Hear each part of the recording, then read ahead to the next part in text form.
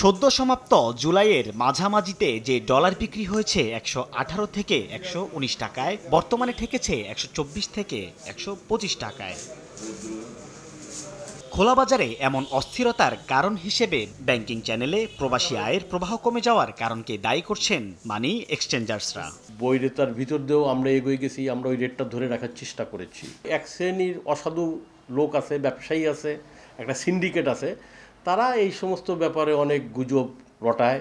তারা এইটা করে, এই হচ্ছে সেই হচ্ছে, 25 টাকা 30 টাকা।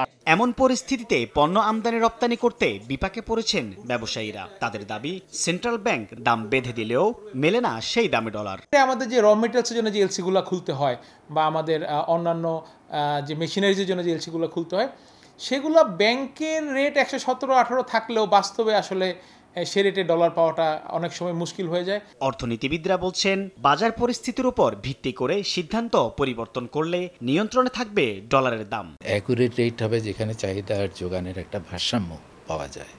সেটা যদি 120 টাকা হয়, তো ওটা 120 টাকা হতে দিতে হবে। তা না হলে আপনি যদি তার চেয়ে কম দেন, তাহলে চাহিদা বেশি থাকবে, যোগান কম থাকবে, একটা ঘাটতি থাকবে এবং বাজার ব্যবস্থাপনায় অনেক ধরনের অনিয়ম, লুকোচুরির কথা যেটা বলছেন, এইগুলি ঘটতেই থাকবে। তবে বেসরকারি ব্যাংক কর্মকর্তার দাবি, ডলারের দাম বাড়লেও 117 টাকা দরেই ঋণপত্র খুলতে পারছেন ব্যবসায়ীরা। কার মার্কেটে একটু যেটা শুনতেছি যে 125 টাকা 26 টাকা এরকম, কিন্তু ব্যাংকিং চ্যানেলে এখনও আমরা ইম্পোর্ট পেমেন্ট যেটা লজমেন্ট যেটা করি সেটা আমরা 117তে করতেছি।